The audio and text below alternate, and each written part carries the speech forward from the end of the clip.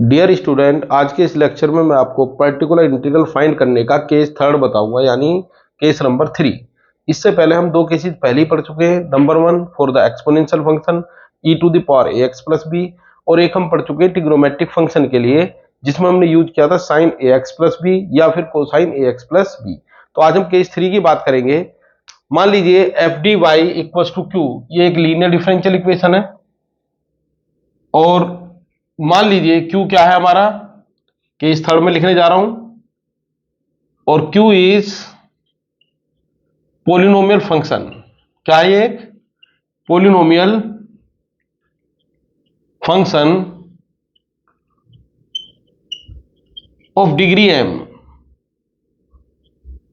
That is degree कुछ भी हो सकती है, that is Q is a naught x to the power m, a1 x to the power m minus 1, a2 x to the power m minus 2, am minus 1 x plus am। अगर इसको और थोड़ा सा एलोबरेट करूं तो जो आपको question दिए जाएंगे उसमें Q कुछ इस टाइप का रहेगा, जैसे 3x square plus 5x plus 6, यानी Q की वैल्यू कुछ इस टाइप की हो सकती है। ये डिग्री 2 का पोलिनोमियल है, और कोई सिंगलटन टर्म भी हो सकती है। तो इन सभी के लिए एक ही फार्मूला हम अप्लाई कर पाएंगे। क्यूबिक लिख देता हूं, 5x स्क्वायर एटसेट्रा, ठीक है। यानी पोलिनोमियल में सिंगल टर्म हो, मोर देन वन टर्म हो, या कोई प्रॉपर पोलिनोमियल हो, सभी के लिए जो मैं मेथड में बताने जाऊंगा वो यूज कर सकते हैं। तो इस केस में पर्टिकुलर इंटीग्रल क्या होगा? Here particular integral is 1 upon F D, जैसा कि आप जानते हैं y का कोफिशिएंट, और यहां पर क्या लिख देंगे आप, वो पोलिनोमियल जिसके कारण आपको फाइंड करना है। मान लीजिए पोलिनोमियल की मैंने जनरल फॉर्म ले ली, A naught x to the power M. ज्यादातर किताब में आप देखेंगे उन्होंने सिंगल टर्म से किया है, तो ये जरूरी नहीं है सिंगल टर्म हो, ये आपके पास एक प्रॉपर पोलिनोमियल भी हो सकता है। तो मैंने यहां पर ये प्रॉपर पोलिनोमियल लिख दिया है। अब करना आपको क्या है, मेथड को ठीक से समझने के लिए इसके रेफरेंस में एक एग्जांपल ले लेता हूं मैं इधर। मान लीजिए मेरे पास जो एफ डी है वो कोई डिग्री 2 का पोलिनोमियल है। ये पोलिनोमियल होता है ना, जब आप जैसे पहले वाले लेक्चर आप देखेंगे तो आपको एफडी के बारे में पूरी डिटेल मिल जाएगी। सभी का लिंक मैं डिस्क्रिप्शन बॉक्स में डाल दूंगा। तो मान लीजिए कोई पोलिनोमियल है मेरे पास, ये एफडी, ऐसे ही सिंपल मैंने ले लिया, इसका नाम क्या है, एफडी। और यहां पर मान लीजिए आपके पास एक पोलिनोमियल है, कोई भी एक पोलिनोमियल ले लेता हूं, जैसे मान लीजिए 3x square plus 2x। Clear है? तो जो सबसे पहला स्टेप होगा वो आपका क्या होगा, वो यहां पर मैं लिखने जा रहा हूं। ये जो पोलिनोमियल है इसमें इसकी डिग्री 2 है, इसकी डिग्री 1 है, और इसकी डिग्री क्या है, 0। तो आपकी जो लोवेस्ट डिग्री टर्म है एफडी में, उसको आप कॉमन ले लीजिए। तो क्या लिखेंगे यहां पर, लोवेस्ट डिग्री टर्म, ये मैं ले लूंगा कॉमन। कॉमन लेने के बाद अब जैसे यहां पर अगर मैं बात करूं तो इसके रेफरेंस बिल्कुल ये लेके चल रहा हूं मैं, ये मेरे पास हो जाएगा डी स्क्वायर 5d 6, इसकी डिग्री सबसे कम है तो 6 ले लेंगे आप कॉमन, और 6 को कॉमन लेने के बाद अब ये 6 तो बन जाएगा 1, और बाकी जितनी भी टर्म है वो सभी टर्म किससे डिवाइड हो जाएंगी, डिवाइड हो जाएंगी 6 से, ठीक है। अच्छा मैं यहां पर दूसरा केस लेता हूं, मान लीजिए यहां पर -6 होता, क्या होता है यहां पर -6, तो कॉमन क्या लेते हैं, -6, तब ये -6 तो बन जाता 1, और ये डिवाइड किससे हो जाता, -6 से, यानी यहां पर किसका साइन आ जाता, माइनस का। बात समझ पा रहे हैं? तो अगर यहां प्लस लेंगे तो वो भी हो सकता है, माइनस लेंगे तो वो भी हो सकता है। ऐसा मैं क्यों बता रहा हूं, क्योंकि जब लोवेस्ट डिग्री टर्म आप कॉमन लेंगे तो जिस टर्म को आपने कॉमन लिया वो तो बन गया 1, अब 1 के बाद आपका प्लस का साइन भी आ सकता है और माइनस का भी, तो मैंने दोनों लिख दिया है, प्लस का साइन भी आ सकता है और माइनस का भी। चलिए इसी को ठीक मान लेता हूं मैं, तो ये आ गया मेरे पास 1 अपॉन -6, और ये हमारे पास जो टर्म आ गई 1 minus D square plus 5d, इसका मैंने नाम रख दिया कोई नया फंक्शन f1d। क्या नाम रख दिया इसका नाम, f1d। ये एज इट इज चलता रहेगा। क्लियर है? तो इसी तरह यहां पर अब मुझे नहीं पता यहां पर प्लस आएगा माइनस, लेकिन इसके बाद जो भी कुछ बचा उसका नाम मैंने रख दिया f1d, और इसके बाद ये पोलिनोमियल एज इट इज, ये पोलिनोमियल हमारा एज इट इज आ जाएगा। ये एज इट इज का मतलब कौन आ जाएगा, चलिए इसको मैं मिटा देता हूं, इसकी मुझे खास जरूरत नहीं है अब। तो आ गया मेरे पास A naught x to the power M A one x to the power M minus one और up to A M, last term लिख देता हूं। बात समझ गए? अब ऐसा करने के बाद अब नेक्स्ट टर्म पे ध्यान देंगे, वन अपॉन, अच्छा इसको शॉर्ट में लिख देता हूं L D T, lowest degree term. इसको आप शिफ्ट कर दीजिए न्यूमरेटर में। किस में शिफ्ट कर देंगे इसको? न्यूमरेटर में। कैसे शिफ्ट करेंगे? ध्यान देंगे, ये आ जाएगा जैसे equal to minus one upon six, और ये आ गया one minus F one D. अगर यहां पर प्लस होता तो यहां पर प्लस ही चलता, एफ वन डी वो तो आप समझ गए ना, प्लस आएगा माइनस आएगा, माने माइनस सिक्स कर दिया तो उसके हिसाब से लिख रहा हूं। तो न्यूमरेटर में पहुंच गया ये माइनस वन, और इसके बाद ये पोलिनोमियल। क्लियर है? तो यहां पर भी यही कर देता हूं मैं, कितना आएगा वन, अब प्लस है तो प्लस, माइनस है तो माइनस, कोई एक साइन ही आएगा, माइनस वन, और ये यहां पर आपका polynomial a naught x to the power m plus a one x to the power M minus one up to A m. बात क्लियर है?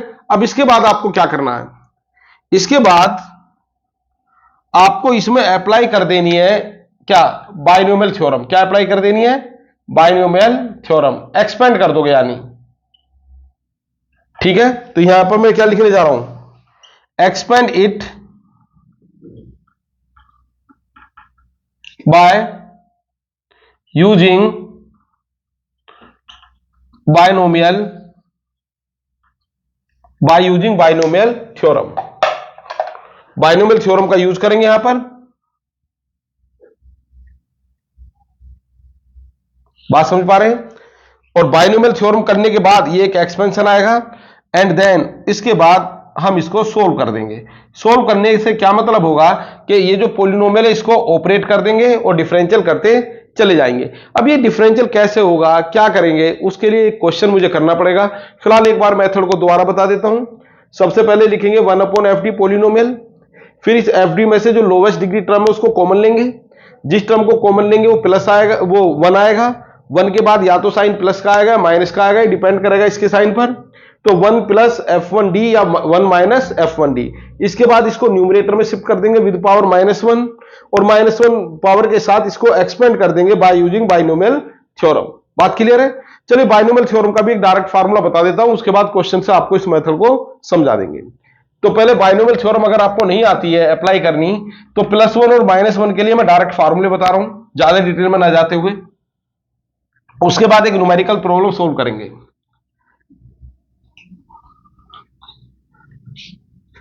चलिए मान लीजिए आपके पास है वन प्लस एक्स, एक्स मतलब कोई भी आपके पास फंक्शन हो सकता है, तो ये हो जाएगा one minus x plus x square, ये जीपी बन गई आपकी, एक्स की पावर फोर एक्स की पावर माइनस फाइव। इसको डायरेक्ट याद कर लीजिए, one plus x to the power minus one. इसी तरह की टर्म आपकी बनती रहेंगी।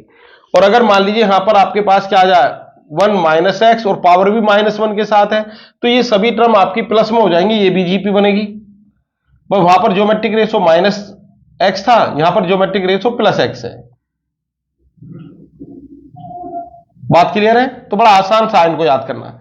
चलिए एक और बता देता हूं, मान लीजिए वन प्लस एक्स की पावर माइनस टू आ जाए, किसी किसी क्वेश्चन में हो सकता है अपोन में होल स्क्वायर बन जाए तो पावर माइनस टू बन जाएगी। तो उस केस में आप यही वाला फार्मूला लिख दीजिए, लेकिन इनको मल्टीप्लाई करते चले जाइए, one two three four five, तो यानी वन, ये माइनस टू, ये थ्री एक्स स्क्वायर, और ये आ जाएगा माइनस फोर एक्स क्यूब। और अगर मान लीजिए यहां पर दोनों माइनस हो जाए, यानी पावर तो सभी में माइनस चल रही है, यहां पर प्लस एक्स या माइनस एक्स या प्लस एक्स या माइनस एक्स, तो यही फार्मूला वापस लिख दो, लेकिन सभी टर्म को साइन क्या कर दोगे आप, प्लस। तो ये मैंने वैसे ही बीच में आपको एलिमेंट्री चीजें बता दी हैं जिससे आपको क्वेश्चन करने में आसानी हो जाए। चलिए एक क्वेश्चन अब मैं करने जा रहा हूं पोलिनोमियल फंक्शन के लिए। ठीक है, पूरा क्वेश्चन करूंगा, पर्टिकुलर इंटीग्रल फाइंड करने के साथ साथ कॉम्प्लीमेंट्री फंक्शन भी फाइंड करूंगा। तो क्वेश्चन में लिख देता हूं यहां पर, इसको देख लीजिए एक बार, फार्मूले डायरेक्ट यूज करूंगा मैं। तो प्लस एक्स है और पावर माइनस में, तो अल्टरनेटिव पॉजिटिव नेगेटिव चलेंगे, दोनों ही माइनस है तो सारे पॉजिटिव टर्म बन जाएंगी। इस यहां पर पावर माइनस टू है लेकिन प्लस है, तो क्या होगा, यही फार्मूला लिखेंगे, इनके कोफिशिएंट को मल्टीप्लाई कर देंगे, one two three four five. Clear है? और दोनों माइनस होने पर सभी टर्म प्लस में हो जाएंगे। क्वेश्चन की बात करता हूं मैं अब। क्वेश्चन है, solve D two y sorry D square plus 5d, ये सीधा सिंबॉलिक फॉर्म में ही लिख दिया मैंने question, equals to x square plus 7x plus 9। Clear है? बड़े ध्यान से समझने की जरूरत है क्वेश्चन को। तो सबसे पहले मुझे लिखना पड़ेगा इसका CF, तो उसके लिए क्या लिखूंगा, ऑक्सिलरी इक्वेशन। लेकिन ऑक्सिलरी इक्वेशन लिखने से पहले भी क्या लिख लूं, ये question given equation is D square plus 5d plus 4 y equals to x square plus 7x plus 9। इसकी ऑक्सिलरी इक्वेशन क्या होगी, ऑक्सिलरी इक्वेशन इज हो जाएगा m square plus 5m plus 4 equals to 0। Clear है? जरा इसके फैक्टर कर देते हैं, क्या होंगे इसके फैक्टर, इसके फैक्टर होंगे m square plus 4m plus m, middle term के मैंने फैक्टर कर दिए, सॉरी मिडिल टर्म के मैंने 2 पार्ट कर दिए। अच्छा, ये ऑक्सिलरी इक्वेशन कैसे आई है, ये इसके लिए आपको प्रीवियस लेक्चर देखने पड़ेंगे, उनको देख लीजिए। ठीक है, तो कितना मिला ये m प्लस 4, और यहां पर कितना आ गया m plus 4 as it is, यहां से मैंने m कॉमन ले लिया, यहां से 1 कॉमन आ जाएगा, तो ये आ गया m प्लस 4 और ये आ गया m प्लस 1 इक्वल्स टू 0। तो m की यहां से मेरे पास 2 वैल्यूज आई, एक -4 एक -1, दोनों क्या है, रियल है और डिस्टिंक्ट है। तो CF क्या हो जाएगा, CF हो जाएगा C1 e to the power -4x और ये आ गया C2 e to the power -1x यानी e to the power -x। ये आ गया हमारा CF, यह आ गई थी हमारी गिवन इक्वेशन 1। चलिए इसको नाम दे देता हूं 2। इसके बाद बात करते हैं पर्टिकुलर इंटीग्रल की। Now particular integral, it is 1 upon FD। What is FD? FD is D square plus 5d plus 4, और ये पोलिनोमियल, देखो ये पोलिनोमियल है। देखिए जैसा आपके पास फंक्शन होगा ऐसा ही उसका मेथड होगा। अगर ये एक्सपोनेंशियल फंक्शन होता तो d को मैं x के कोफिशिएंट से रिप्लेस करता, e to the power ax। अगर ये क्या होता, ट्रिग्नोमेट्रिक फंक्शन साइन ax या कोस ax टाइप का, तो मैं डी स्क्वायर को -a स्क्वायर लिखता।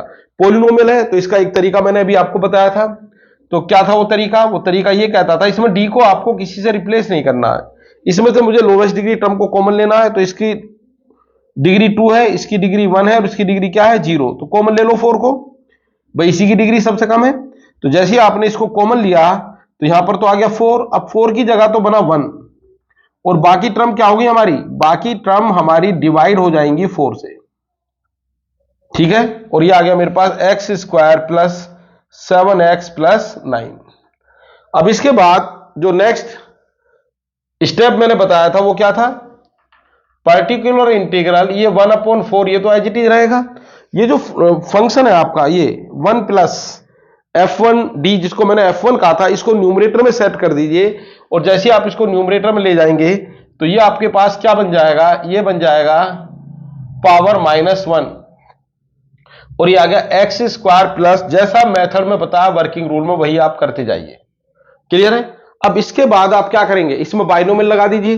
तो बाइनोमियल लगाने के लिए इसको समझ लीजिए आप कैपिटल एक्स, जैसा भी मैंने अभी फार्मूला बताया था ना आपको, क्या बताया था, ये फार्मूला बताया था 1 प्लस एक्स की पावर -1 यानी 1 minus x square minus x cube लिखते जाओ। अब यहां पर इसको एक्स समझेंगे किसको, D square plus 5d upon 4 को, यही फार्मूला में लगा देता हूं। तो क्या बनेगा, ये पर्टिकुलर इंटीग्रल इज 1/4, ये बना 1 माइनस एक्स का मतलब ये आ गया D square plus 5d upon 4, इसके बाद प्लस एक्स स्क्वायर, तो क्या बनेगा ये बनेगा D square plus 5d upon 4 whole square, इसके बाद फिर minus D square plus 5d upon 4, बल्कि इसको मैं नीचे लिख देता हूं, minus D square plus 5d upon 4 का होल क्यूब, और एंड सो ऑन लिखते जाएंगे, और यहां पर आ गया ये पोलिनोमियल। अब यहां पर एक बड़ा वैलिड क्वेश्चन आपके पास आएगा, क्या होगा क्वेश्चन, कि इस एक्सपेंशन को लिखें कब तक, भाई इसको तो कहीं तक भी लिख सकते हैं। तो ध्यान देंगे, देखिए इस एक्सपेंशन को मुझे कहां तक लिखना चाहिए, इसका डिसीजन कौन लेगा, इसका डिसीजन लेगा ये पोलिनोमियल। क्या लेगा ये पोलिनोमियल। अगर इस पोलिनोमियल की डिग्री 2 है तो इसमें आपको सिर्फ तभी तक लिखना चाहिए जब तक टर्म हमारी कहां तक ना जाए, डी स्क्वायर तक। भाई जब आप इस एक्सपेंशन को एक्सपेंड करेंगे तो इसमें कांस्टेंट टर्म भी आएंगी, इसमें डी भी आएगा, इसमें डी स्क्वायर भी आएगा, डी क्यूब भी आएगा, डी फोर भी आएगा, डी फाइव भी आएगा, यानी इनफाइनाइट नंबर ऑफ टर्म्स आएंगी। तो क्वेश्चन ये आता है कि मुझे कहां तक लिखना चाहिए। तो अब ये कहां तक लिखेंगे, ध्यान देंगे। मान लीजिए डी के पास आपका ये पोलिनोमियल है, यही पोलिनोमियल की बात करता हूं, तो अब इसको ऑपरेट करना होगा ना मुझे अंदर। तो मान लीजिए डी पर ये ऑपरेट हुआ, तो ये पोलिनोमियल आपका बन जाएगा ऑपरेट होने के बाद 2x + 7। फिर आपने इस पर एक डी ऑपरेट कर दिया, यानी एक बार और डिफरेंशियल कर दिया। तो या तो इसका 2 बार कर दो या इसका 1 बार कर दो, एक ही बात है। यहां पे भी डी लगा दो, 2x + 7, तो कितना आ गया आंसर 2। अगर आप इसका डी क्यूब कर दोगे तो कितना आ जाएगा, यानी डी ऑफ 2, भाई दोनों तरफ का डिफरेंशियल कर दो तो कितना आ गया, ये 0। इसका मतलब ये हुआ कि अब अगर आप इसका डिफरेंशियल करते जाएंगे तो ये आपके पास क्या आता जाएगा, 0। d5 कितना आएगा, ये 0। इसका मतलब आपके पास जो वैलिड टर्म है, अगर ये पोलिनोमियल कितने का है, डिग्री 2 का है, तो आपके पास वैलिड टर्म है एक तो कांस्टेंट टर्म, एक डी और एक डी स्क्वायर। बाकी की जो जितनी भी टर्म है, डी क्यूब, d4, d5, ये सब क्या है आपकी यूजलेस। क्यों यूजलेस है, क्योंकि इन सबके कारण रिजल्ट क्या बनेगा आपका, 0। इन सभी के कारण रिजल्ट 0 बनेगा, उसका कोई कंट्रीब्यूशन नहीं होगा। हां अगर यहां पर क्या होता, एक्स क्यूब, क्या होता, एक्स क्यूब, तो आपके काम में डी क्यूब भी आता। अगर एक्स 4 होता तो हमारे काम में डी की पावर 4 भी आता। लेकिन हमारे पास क्या, एक्स स्क्वायर डिग्री 2 का पोलिनोमियल है, तो आपके काम की टर्म कौन है, सिर्फ कांस्टेंट डी और डी स्क्वायर। एक्स क्यूब होता तो constant D, D square, D cube. तो अब इसका मतलब यह हुआ कि मुझे इस एक्सपेंशन में सिर्फ उन्हीं टर्म पर फोकस करना है जिनके पास कांस्टेंट है, जिनके पास डी है और जिनके पास डी स्क्वायर है। मेथड आप ठीक से समझ गए होंगे, तो वही काम मैं करने जा रहा हूं। तो यहां पर हमारे पास क्या बनाइए, P I is 1/4 1 minus D square, बिल्कुल आपके काम की टर्म है, -5d/4, ये भी काम की टर्म है। अब अगर मैं सेकंड टर्म के पास चलूं तो इसमें 3 टर्म आएंगे, चलो लिख लेता हूं पहले। ये आ गया मेरे पास 1/16 होल स्क्वायर है ना, डी की power 4 plus 25d square plus 10d cube, whole square expand कर दिया, 4 का ये बाहर लिख दिया।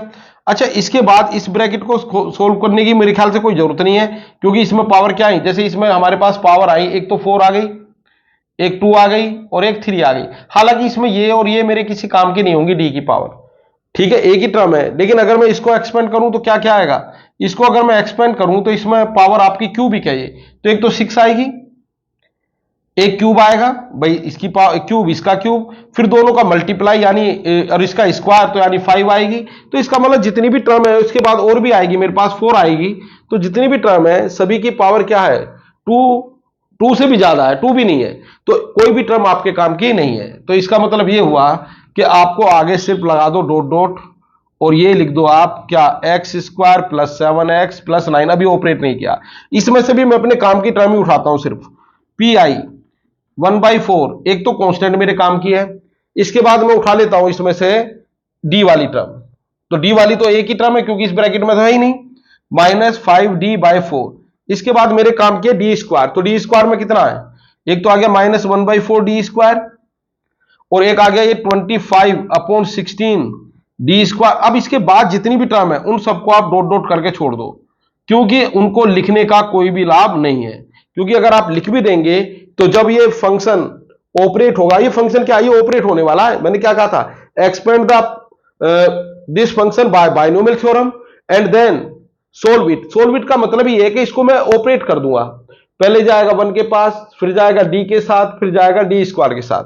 तो चलिए इन दोनों को भी कंबाइन कर लेता हूं, इन दोनों को भी एक बार कंबाइन कर लेता हूं। तो क्या बना ये पी आई, ये पी आई आ गया 1/4 1 - 5d/4।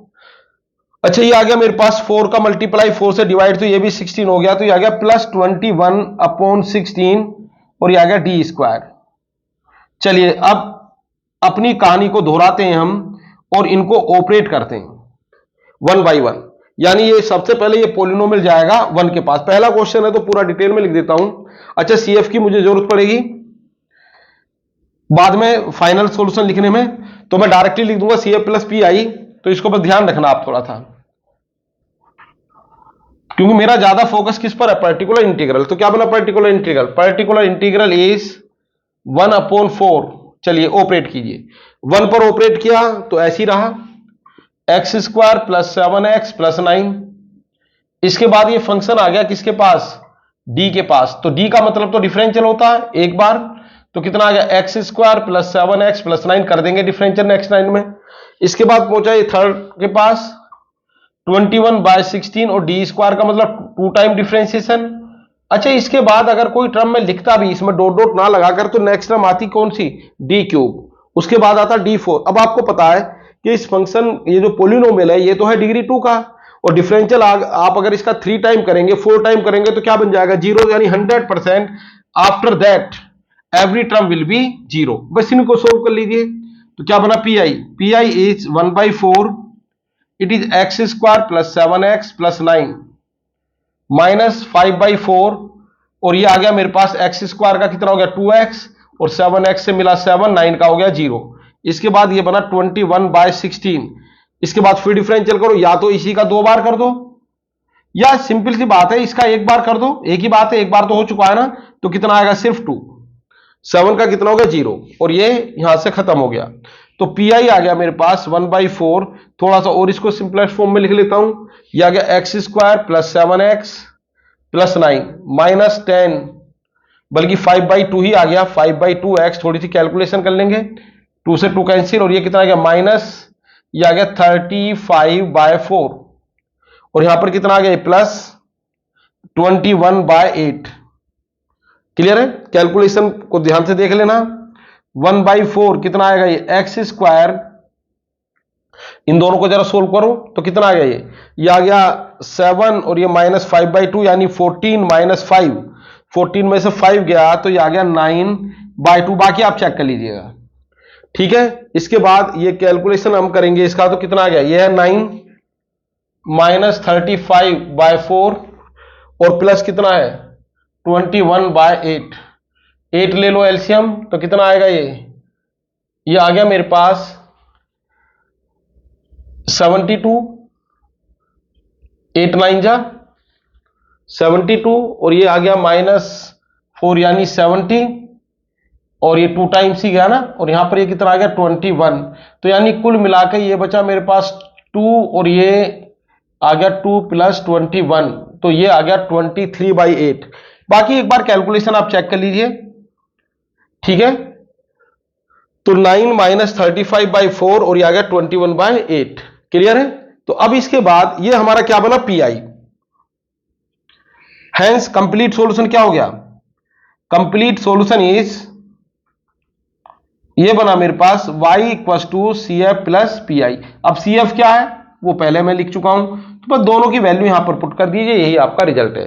तो मुझे लग रहा है आपको ये क्वेश्चन 100% समझ आ गया होगा, ठीक है। मेथड को और थोड़ा क्लियर करने के लिए एक प्रॉब्लम और करने जा रहा हूं, ठीक है। इसी अब क्या करूंगा, जो क्वेश्चन मैं यहां पर सेलेक्ट करने वाला हूं, उस क्वेश्चन में मैं पुरानी मेथड भी डिस्कस करना चाहूंगा। मतलब पुराने मेथड से मतलब है कि जो आपने केस 1 केस 2 पढ़ा था उनको भी इन्वॉल्व करना चाहूंगा। तो एक प्रॉब्लम मैं इस टाइप की लेता हूं जिसमें तीनों केस हमारे बन जाए। छोटी सी प्रॉब्लम लेंगे,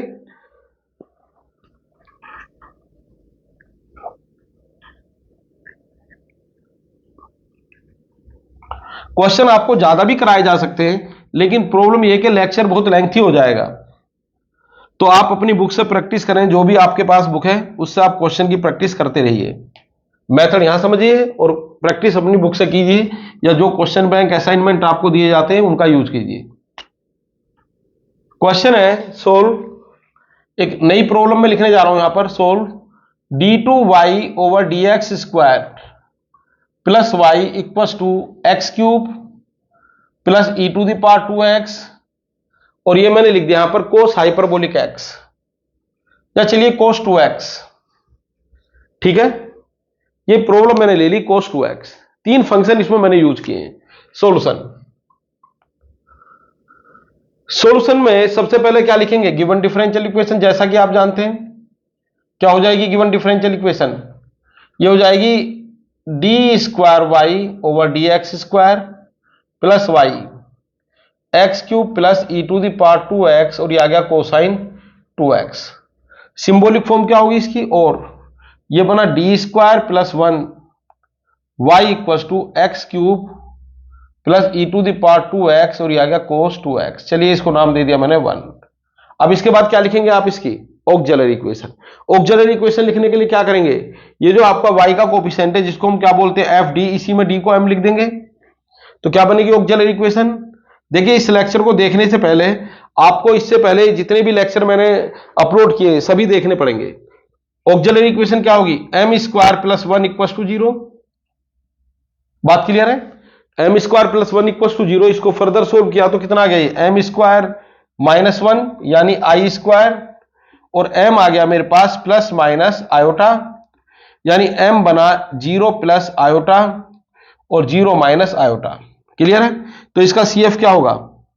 अब CF आप जानते हैं, अगर मान लीजिए आपके पास रूट क्या है, रूट है आपके पास अल्फा प्लस आयोटा बीटा और अल्फा माइनस आयोटा बीटा। यहां पर क्या है इसकी जगह 0 प्लस आयोटा और 0 माइनस आयोटा, तो ऑब्वियसली अल्फा की वैल्यू 0 है और बीटा की वैल्यू क्या है 1।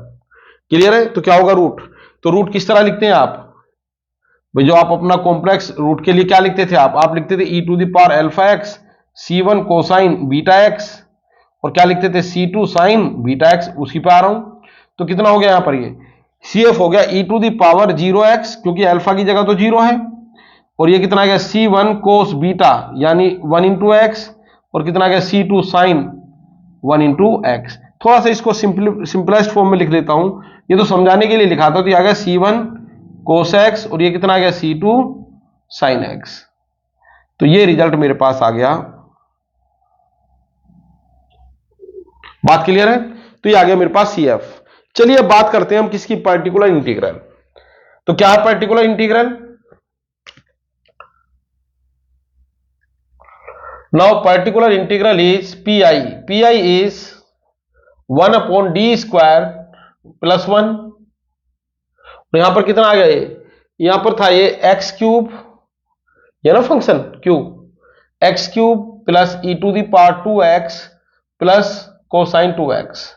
अब देखिए जितना भी मैंने आपको अब तक पढ़ाया है उसके हिसाब से ये तो पोलिनोमियल है, तो यहां पर आपका केस थर्ड लगने वाला है। ये एक्सपोनेंशियल फंक्शन है तो केस 1 लगेगा।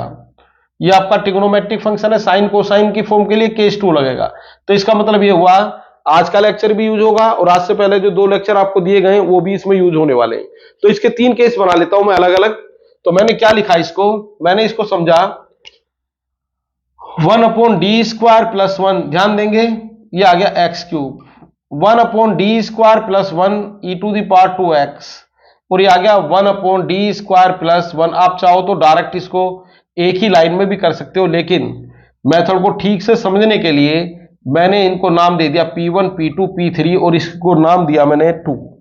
क्या नाम दिया इसको, 2। इक्वेशन को नाम हमने 2 दे दिया। अब मैं 1 बाई 1 सोल्व करूंगा, नाउ P1। तो चलिए केस थर्ड का ये एक क्वेश्चन और हो जाएगा जो आज ही समझाया गया आपको, D square plus 1 x cube, यहां पर मैंने 1 को कॉमन लिया या 1 को पहले लिख दिया, एक ही बात है।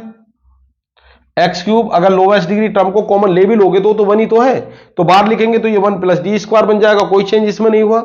अब क्या करेंगे आप इसको, भाई मैंने लोवेस्ट डिग्री, आप ऐसे ही समझिए कि मैंने लोवेस्ट डिग्री टर्म को कॉमन लिया है, तो ये तो बन गया 1 कॉमन लेने के बाद ये तो 1 ही रह गया और डी स्क्वायर 1 से डिवाइड हो गया। क्लियर है, अब इसके बाद 1 प्लस डी स्क्वायर इसको आप न्यूमरेटर में शिफ्ट कर दो।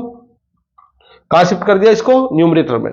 अब इसको एक्सपेंड कर दो, 1 प्लस एक्स की पावर माइनस 1 यानी 1 minus x plus x square, x की जगह कौन है यहां पर डी स्क्वायर, और ये आ गया एक्स क्यूब यानी डी स्क्वायर का क्यूब, और ऐसे ही लिखते जाओ। अब देखिए ये पोलिनोमियल फंक्शन है, पोलिनोमियल फंक्शन में सिंगल टर्म है तो कोई प्रॉब्लम नहीं है, ये आ गया एक्स क्यूब।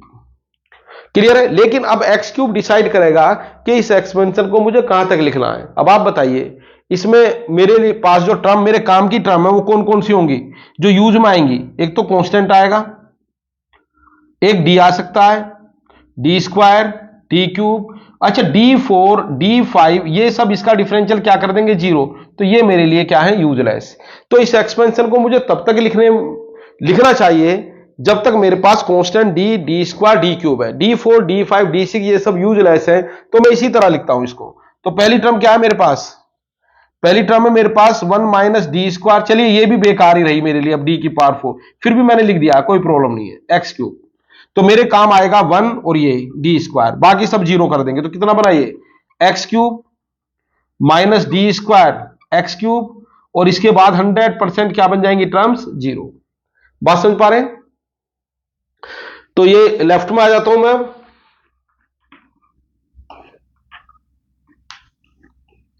तो क्या बनेगा ये मेरे पास, therefore P1 is X cube. चलिए इसका दो बार डिफरेंशियल करो, ध्यान देंगे डी एक्स क्यूब कितना आ गया ये 3x स्क्वायर, और डी स्क्वायर एक्स क्यूब कितना आ जाएगा 6x।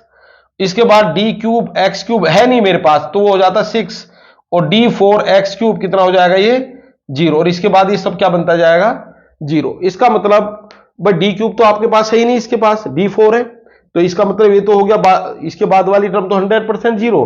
बस इन्हीं के बारे में लिख दो आप। तो पहली टर्म क्या बनी आपके पास X cube as it is, इसका दो बार डिफरेंशियल किया तो पहली बार में कितना हुआ था 3x स्क्वायर, फिर किया आपने तो कितना बना 6x। भाई ये आपका आ गया P1, उसको नाम दे दीजिए 3। अब ये P1 कहां जाएगा, ये P1 की जगह यहां ये आ जाएगा। चलिए नाउ P2 एंड P2 कितना चाहो तो ऐसे लिख दो, determination of P1 determination of P2 वो भी ठीक है। डी स्क्वायर प्लस 1 ई की पावर 2x। अच्छा इसमें क्या रूल है, इसमें हम d को रिप्लेस कर देंगे किससे, x के कोफिशिएंट से 2, तो और जीरो नहीं बनना चाहिए, ये बताया था ना आपको, तो जीरो तो नहीं बन रहा, तो क्या बनेगा ये 2 स्क्वायर प्लस 1, यानी ये आ गया मेरे पास, ऐसा करने के बाद e की पावर 2x सॉरी, तो ये आ गया 1/5 e की पावर 2x, और ये आ गया बच्चों P2, क्या बनाइए P2, और इसको नाम दे दीजिए आप 4। क्या नाम दे देंगे इसको 4। क्लियर है?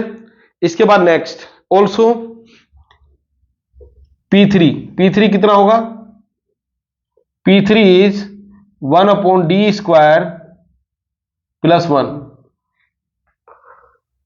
कितना यहां पर cos 2x। अब इसमें क्या करते हैं आप, इस वाले थोड़ा सा रिकॉल करेंगे मेथड को, तो इसमें हम किसको क्या लिखते हैं, इसमें हम डी स्क्वायर को लिखते हैं, x का कोफिशिएंट कितना 2, और -2 का स्क्वायर यानी -4। लेकिन ध्यान देंगे जीरो नहीं बनना चाहिए, तो जीरो तो नहीं बन रहा है, तो कितना बना ये 1/, ये क्या बना -4 प्लस 1 यानी -1/3, और कितना आ गया ये cos 2x। ये कितना आ गया बच्चों, ये आ गया P3। अब आप क्या करेंगे, ये P3 आ गया, ये तीनों वैल्यू पुट कर देंगे इक्वेशन नंबर 2 में, ठीक है, putting these value in equation number 2, तो आपका ये आ जाएगा PI। ध्यान देंगे पुटिंग वैल्यूज ऑफ किसकी P1 P2 एंड P3 कहां पुट कर देंगे इन इक्वेशन 2। वी गेट क्या मिलने वाला आपको, वी गेट P नहीं PI, P1 ये रहा x³ - 6x प्लस दूसरा 1/5 e⁻²x, और इसके बाद P3 यानी -1/3 cos 2x, और ये आ गया मेरे पास पर्टिकुलर इंटीग्रल। बात समझ गए? हेंस अब लास्ट स्टेप हमारा बचा, उसमें क्या करेंगे आप, हेंस कंप्लीट सॉल्यूशन इज, क्या बनेगा कंप्लीट सॉल्यूशन, कंप्लीट सॉल्यूशन ये आ गया मेरे पास y = CF प्लस PI। अब देखिए दोनों वैल्यू आपके पास है, वैल्यू पुट जरूर कर दीजिए, CF की जगह CF की वैल्यू रख दें, PI की जगह PI की वैल्यू रख दें, क्वेश्चन हमारा कंप्लीट हो गया। तो अभी तक मैंने आपको पर्टिकुलर इंटीग्रल के 3 केस बताए हैं, केस 1 एक्सपोनेंशियल फंक्शन के लिए, केस 2 sin AX या cos AX के लिए, और तीसरा केस पॉलिनोमियल फंक्शन के लिए। लेक्चर को आप ध्यान से समझ लीजिए, तीनों केस आपको समझ में आ जाएंगे ठीक से, और इंतजार कीजिए लेक्चर नंबर 4 का, जिसमें मैं आपको नया मेथड बताने जा रहा हूं पर्टिकुलर इंटीग्रल के लिए।